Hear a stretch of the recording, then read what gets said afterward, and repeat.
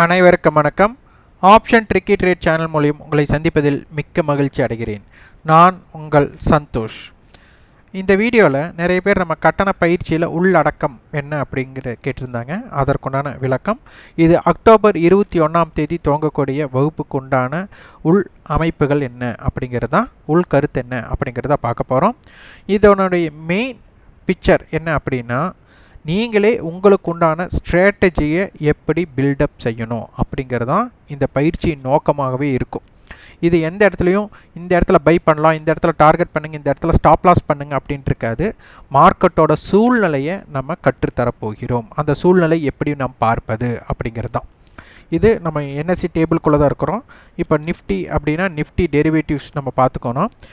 இந்த நிஃப்டி அட்டவணை இதுதான் ஆல் கான்ட்ராக்ட்ஸ். நிஃப்டியில் எது ஆப்ஷன் செயினை தான் அதிகமாக முக்கியத்துவம் கொடுப்பாங்க. நம்ம ஆப்ஷன் அட்டவணைக்கு நம்ம அதிக முக்கியத்துவம் கொடுப்போம். இந்த ஆப்ஷன் அட்டவணை நாம் எப்படி பார்ப்பது, அதில் இருந்து நாம் ஆப்ஷன் ஸ்ட்ராட்டஜிஸ் நிறைய பேர் என்எஸ்சியே கிரியேட் பண்ணி கொடுத்த மாதிரி ஸ்ட்ராடல், ஸ்ட்ராங்கல், பட்டர்ஃப்ளை அண்டு நிறைய விஷயங்கள் இருக்குது. அப்போது அதனுடைய தாக்கம் இதற்குள்ளே எப்படி இருக்க போகிறது. அப்போது ஆப்ஷன் அட்டவணையை பொறுத்து நம்மளுக்கு இந்த கால் புட் இந்த மாதிரி என்னென்ன ஸ்ட்ரைக்ஸ் அதிகமான வர்த்தகம் ஆகுது, அப்போ சந்தை எதற்குள்ளே இருக்க போகிறது அப்படிங்கிறத நம்ம இது சொல்லித்தர போகிறோம்.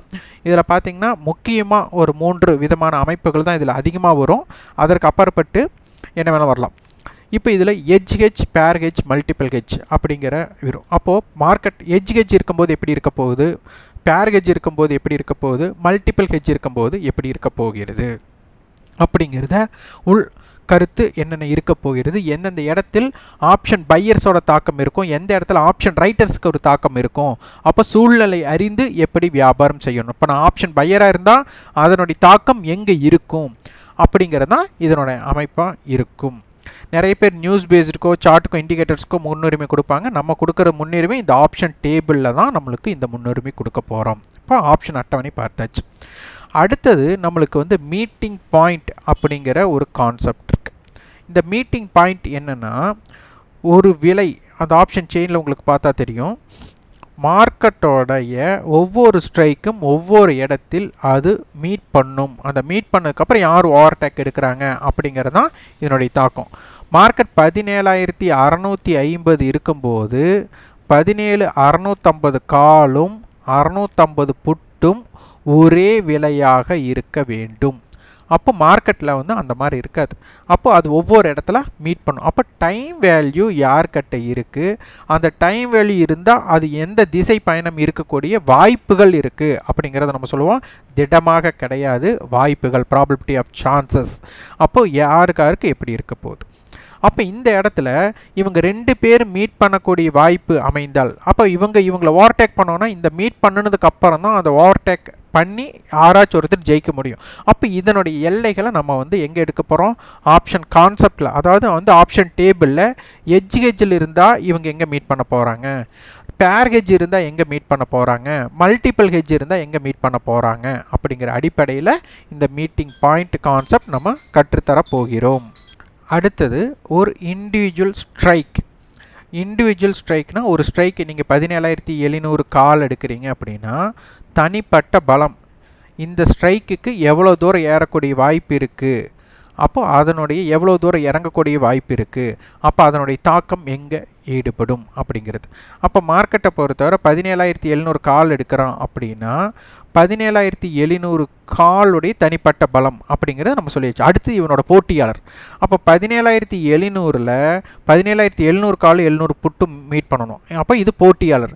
அப்போ இவர்களுடைய பலம் என்ன, பலவீனம் என்ன, அதாவது தனிப்பட்ட ஒரு ஸ்ட்ரைக்கோட பலம் பலவீனம் அவர் போட்டியாளர்களாக தேர்ந்தெடுக்கிறாங்க. இப்போ மார்க்கெட்டை பொறுத்தவரை பார்த்திங்கன்னா 17,700 கால், மார்க்கெட் 17,850 இருக்கும்போது 18,000 புட்டோட போட்டியாளராக மாறும். அப்போ இவர்கள் 2 பேர்த்தோட நடுநிலை 17,850. அப்போ இந்த விலையில் எங்கெங்கே இவங்க மீட் பண்ணக்கூடிய வாய்ப்பு இருக்குது, அப்போ இவர்களோட பலம் என்ன, இவர்களோட பலவீனம் என்ன, இது அனைத்தும் நாம் தெரிந்து கொண்டு வியாபாரம் செய்யணும் அப்படிங்கிறது.